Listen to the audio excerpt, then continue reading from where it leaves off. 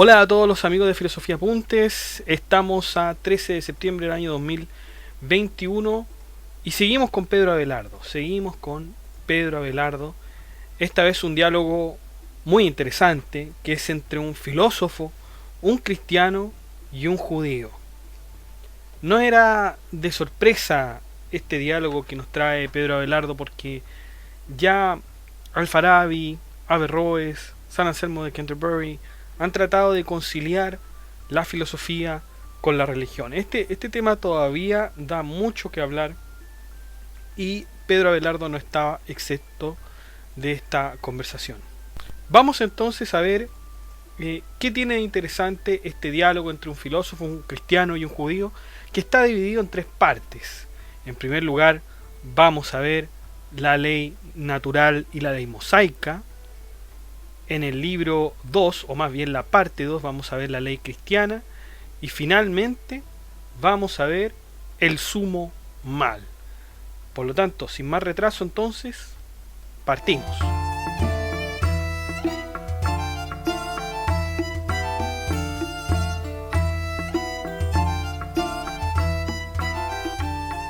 Bueno, Abelardo comienza con el relato brevemente, diciendo que en una visión nocturna se le acercan tres personas, un filósofo, un cristiano y un judío.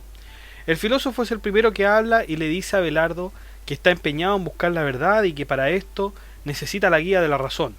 A juicio del filósofo, el judío es necio y el cristiano está loco, por lo tanto solo Abelardo puede ayudarlos, ya que él tiene el conocimiento tanto de la filosofía como el de la teología.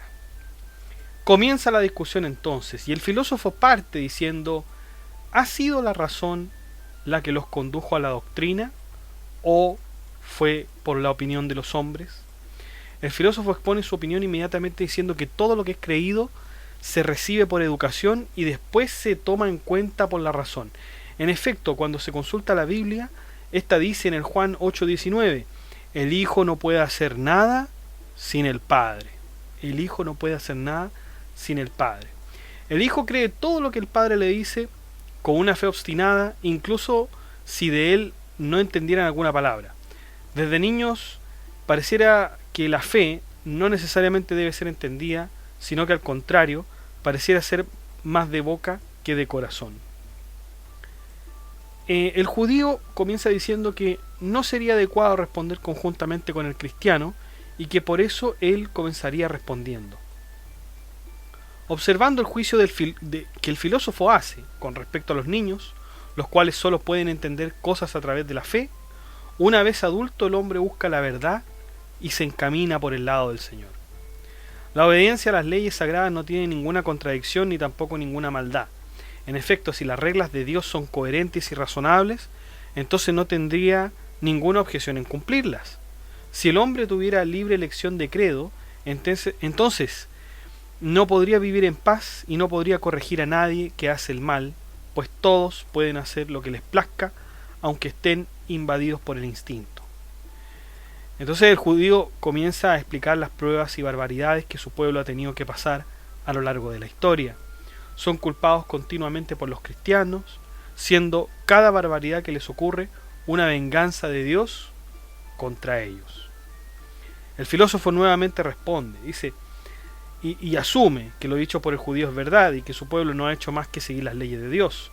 Sin embargo, el filósofo cuestiona el hecho de que lo que dice Dios sea racional o no. Si bien los judíos han sido desdeñados por el cristianismo y también por otros paganos, también es verdad que han sido acompañados por Dios en todas sus desgracias. Es sabido que los judíos eran el pueblo que heredaría la tierra prometida. Sin embargo, muchos castigos han recibido a pesar de ser el pueblo de Dios. ¿Cómo se explica esto? ¿Cómo se explica tanto pesar en su pueblo siendo que eran los primogénitos? El filósofo responde que mucho más allá de las leyes mosaicas están las leyes naturales, es decir, aquellas que todos obedecemos por supervivencia, por ejemplo, comer, hablar, beber, etc.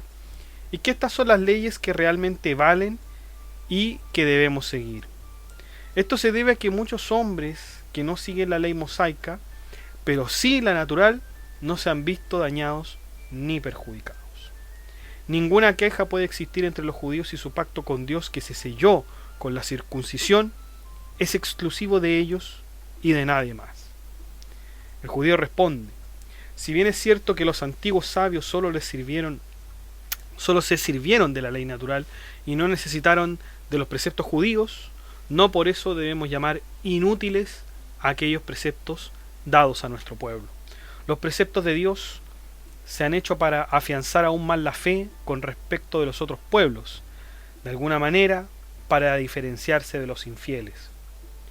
Por otro lado, lo dicho por el filósofo está mal, es decir, aquello de que la circuncisión solo pertenece a los judíos porque lo dice la Biblia, y así lo vemos en el Génesis 17:13, que dice: a los 8 días será circuncidado todo varón entre nosotros, de generación en generación, tanto el nacido en casa como el comprado con dinero, y a cualquier extraño que no sea de tu casa.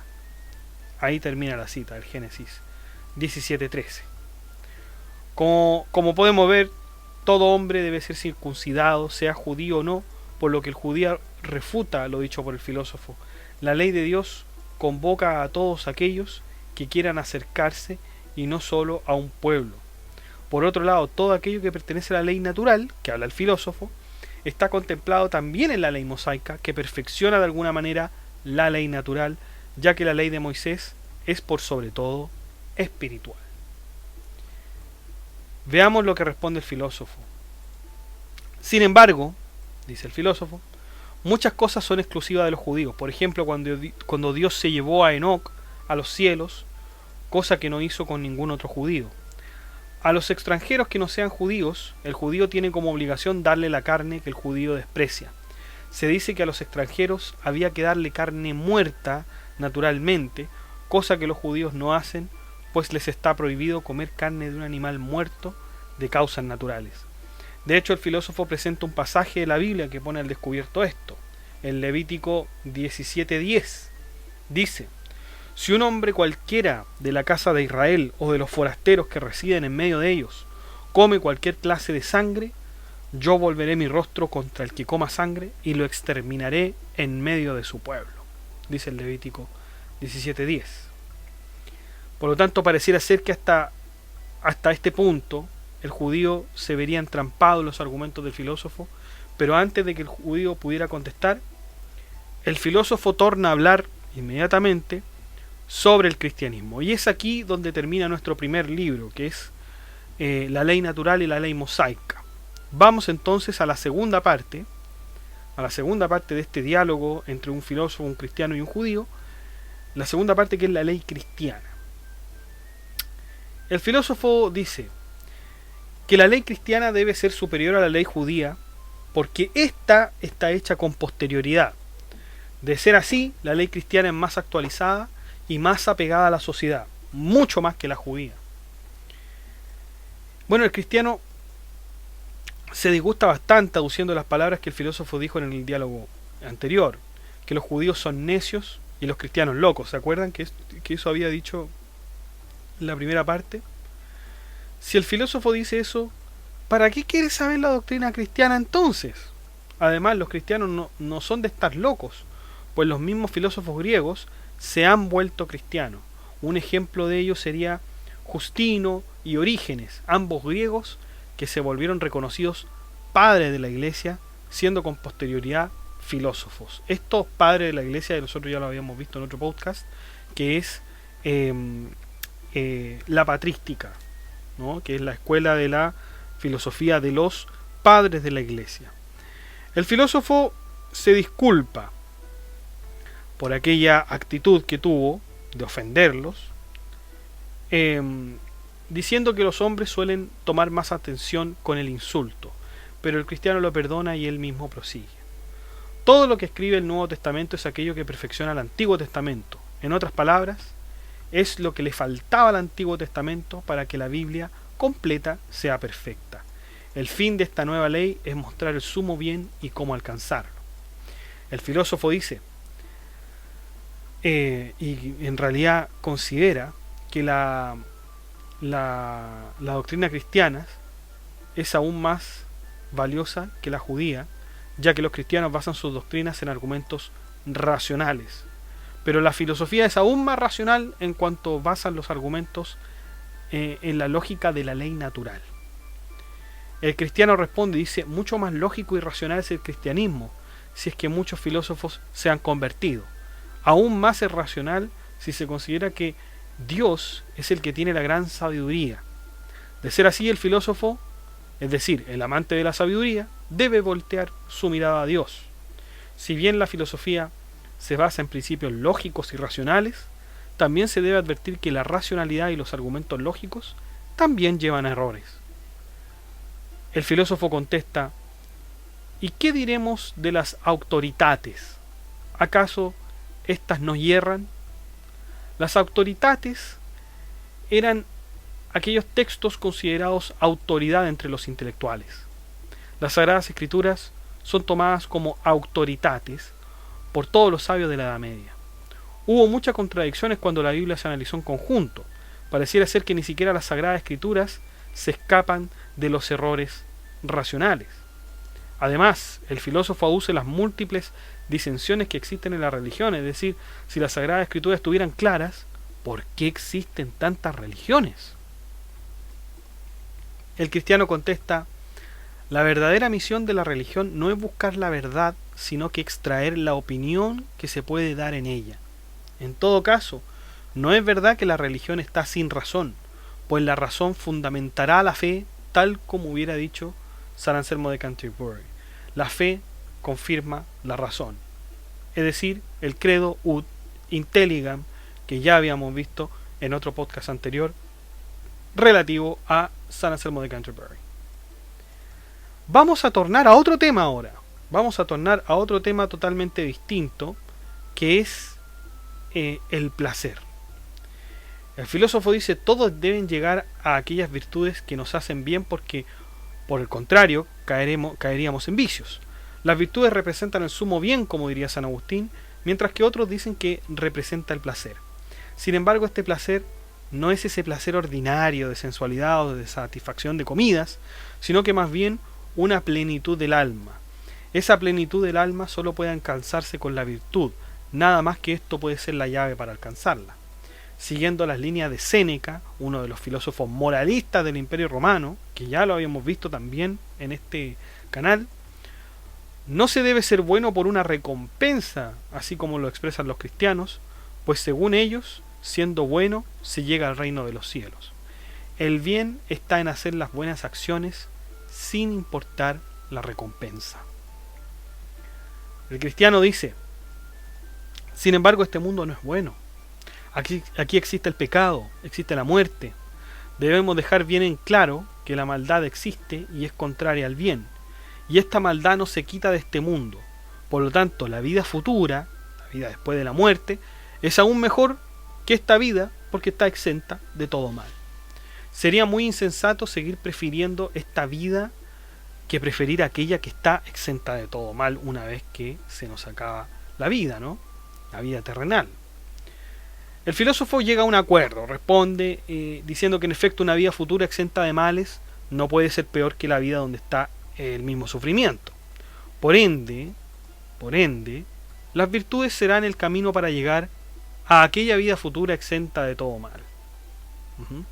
Y es aquí donde termina la discusión sobre el placer y se vuelcan a hablar sobre el sumo bien. Comienza el cristiano. El sumo bien no es exclusivo del hombre, sino que de Dios. Debemos partir de la premisa de que Dios es más que el hombre y por lo tanto en él se encuentra la felicidad y el sumo bien. De otro modo, se buscaría en el hombre. Sin embargo, el hombre es limitado y yerra en su andar, por lo tanto Dios es superior y con eso mucho más correcto es encontrar la felicidad en él. De hecho, el cristiano dice que ni siquiera podemos llamar bienaventurado aquel que realiza buenas acciones y no conoce a Dios, pero no sigue el camino del sumo bien que es el mismo Dios. Responde el filósofo diciendo que la bondad y los vicios son iguales en todos los hombres, es decir, nadie es más bueno que el bueno, nadie es más vicioso que el vicioso, nadie es más justo que el justo. Todos estos conceptos son iguales en todos los hombres, los vicios son siempre los mismos y las virtudes también. El cristiano responde que esto es un absoluto sofisma, lo que dice el filósofo. Es un absoluto sofisma. Tanto los pecados como virtudes difieren de hombre en hombre, pues unos son buenos para unas cosas mientras otros son buenos para otras.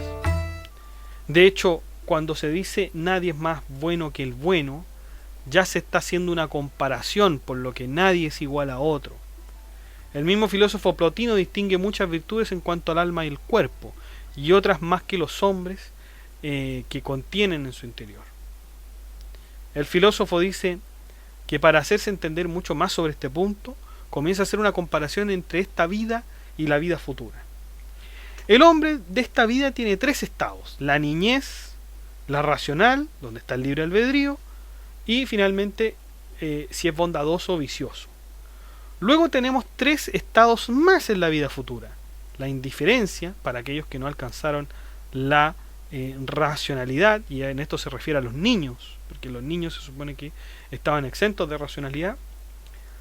Tenemos otro estado que es el óptimo, para aquellos que realizaron buenas acciones, y el pésimo, el pésime también, para aquellos que realizaron malas acciones. Por lo tanto, tenemos el lado de la virtud que nos llevará a lo óptimo de esa otra vida, y el pésimo que nos llevará al lado malo. Si bien hay muchas especies de virtud, y así los hombres son virtuosos en diferentes materias, la cuestión es que la virtud es lo bueno. Por eso, solo podemos discernir entre dos bienes, el bien y el mal, por lo que nada más podemos decir que los hombres o son buenos o son malos, según la virtud o el vicio. De todas formas, el filósofo hace una especie de recuento sobre cada virtud que merece consideración. El respeto, por ejemplo, mostrar la debida consideración tanto a Dios como a los hombres. La generosidad, llevar la ayuda debida a las necesidades del hombre. La lealtad, mantener la palabra empeñada sobre aquello de lo que nos hacemos deudores por medio de promesas. Y la justa venganza, que es infligir el debido castigo por los males que nos han ocasionado. Si ponemos mucha atención, las virtudes que el filósofo está mencionando aquí son las virtudes de la justicia. El concepto de justicia se dividirá, por lo tanto, en dos respectivamente, que es la natural, que tiene que ver con toda la justicia racional, y la positiva, que es aquella que los hombres han hecho para toda la sociedad. Es como en el equivalente del derecho, el derecho positivo, el derecho escrito, la ley, la norma. Luego tenemos otras especies de virtud como las siguientes. Tenemos, por ejemplo, la fortaleza, que se encuentra en la grandeza del alma y en la perseverancia, la templanza, la castidad, por la cual nos mantenemos lejos de los placeres, y la sobriedad, por la cual podemos pensar rectamente. Teniendo descrito muy bien lo que es la virtud y el sumo bien, los dos dialogantes comienzan a entablar los preparativos para hablar sobre el sumo mal. Y aquí termina la segunda parte de este diálogo entre un filósofo, un cristiano y un judío. Vamos a la tercera parte entonces, que es el sumo mal. De esto nos falta hablar. Comienza el filósofo, dice: para los cristianos todos los seres son buenos en cuanto todos son creaciones de Dios. De ahí que podamos decir que el castigo es malo o bueno según se considere en la justicia, pues puede existir un castigo que haya sido aplicado injustamente y otro justamente. No podemos decir que la pena o el castigo es bueno, siendo que es algo esencialmente malo. Quizás podríamos decir que el castigo es bueno cuando se emplea de manera justa, pero eso no implica que la naturaleza del castigo sea buena, porque de ser así, entonces todos preferiríamos el castigo antes que la recompensa, y eso no es así. Responde el cristiano: si con el castigo el hombre se puede volver bueno, entonces el castigo es parte del sumo bien, y por lo tanto el castigo es esencialmente bueno. Esta vida, dice el cristiano, continúa, está para hacer buenos méritos y hacer lo que más podamos. No nos podemos quedar en obras que merecen poco mérito, sino que siempre avanzar. Esto no es solo mejor para obtener esa otra vida bienaventurada, sino que también para tener un recto juicio. Es como cuando un hombre comienza a conocer a una persona y con el tiempo la va conociendo mejor que antes, y aún más puede presentar una opinión de aquella persona mucho más completa. De esta misma forma se debe conocer a Dios. El filósofo responde: ¿qué ocurre con estos ángeles que se volvieron al sumo mal? ¿Acaso ellos no pudieron o no quisieron recibir la bienaventuranza siendo superiores a los hombres? El cristiano contesta: está claro que los ángeles caídos no tuvieron la visión de Dios para obtener la bienaventuranza. Los ángeles se dejaron llevar por su soberbia al conocer a Dios, pero no conocerlo completamente, y decidieron dejarlo. Es por eso que los ángeles y los hombres no deben pensar que su bien es otro que el de Dios, sino que el bien de ambos, hombres y ángeles, es Dios mismo.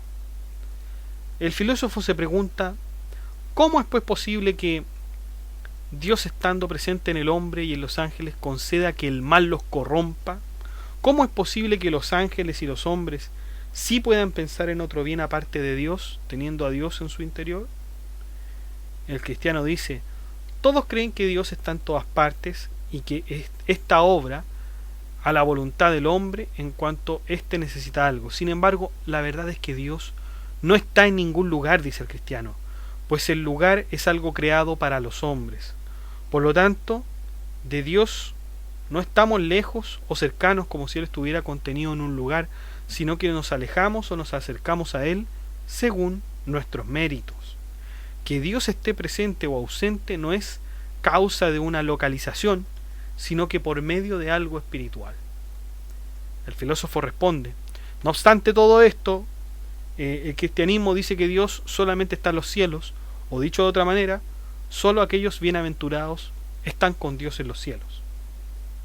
El cristiano responde: las Sagradas Escrituras no deben entenderse de manera literal, sino que de manera espiritual, por lo que cuando se dice que Dios mora en un lugar, solo quiere hacernos entender de manera terrenal lo que no puede entenderse con palabras.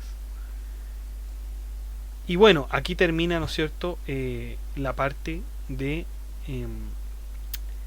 la vida bienaventurada, porque todo esto que hablamos es sobre la vida bienaventurada. Vamos ahora a hablar sobre el infierno. Esto es lo que hablan el cristiano y el filósofo. Comienza el cristiano: es difícil explicar qué es el infierno, pues las opiniones están muy divididas en que ésta fuera un lugar físico debajo del mundo, o que este es más bien un concepto de interpretación espiritual. En realidad, para el cristiano, la cualidad de los lugares no tiene ninguna importancia, es decir, no tiene ninguna importancia saber dónde está el infierno. Lo que sí es importante es que ahí sufrimos eternamente. Eso es lo importante que hay que saber, que ahí sufrimos eternamente si no seguimos las buenas enseñanzas de Cristo. Y bueno, el cristiano prosigue: realmente es difícil establecer qué es el bien y cuándo un hombre es bueno o malo. La verdad es que de un hombre se dice que es bueno por sus costumbres y más que por el arte de hacer alguna cosa. Lo que sí está claro que el mal puede perfectamente provenir de un bien, pues todos somos buenos como creaciones de Dios y sin embargo pecamos. Ahora todos pueden reivindicarse y seguir el buen camino después de que se arrepienten sinceramente de sus pecados. Cuando el hombre hace un bien, lo hace con respecto a algo tanto beneficioso como útil para él, pues lo único beneficioso y útil es seguir las enseñanzas de Dios. Por otro lado, tenemos aquel libre albedrío por el cual muchos hombres piensan que es ridículo que Cristo se haya entregado a los judíos. Podríamos pensar que los judíos hicieron bien porque usaron el libre albedrío, pero esto no es correcto, porque una cosa es la intención con que se ejecuta una acción y otra es que Dios lo haya querido así. De esta forma se distingue voluntad humana y voluntad divina. Bueno, este es el final del diálogo entre el filósofo, un cristiano y un judío, que en realidad, si me preguntan mi opinión, en realidad es el diálogo entre un filósofo y un cristiano, porque el judío se habló muy poco, solamente en la parte 1, y no se le dio más réplica, no se le dio más oportunidad para hablar. Y por lo tanto también aquí parece haber una especie de desconfianza contra los judíos. Se da espacio más al cristiano, el cristiano aprovecha de hacer sus descargos. Entonces vemos que esto es así. Pedro Abelardo, por cierto, que era cristiano, se consideraba cristiano, ya lo habíamos visto en la biografía, así que era natural que este diálogo, si tuviera que enfrentarse, ¿no es cierto?, a dos religiones, por supuesto que él va a optar por la cristiana y no por la judía. Pero bueno, este era el fin de la obra, ¿no? Mostrarles este diálogo entre un filósofo, un cristiano y un judío de Pedro Abelardo.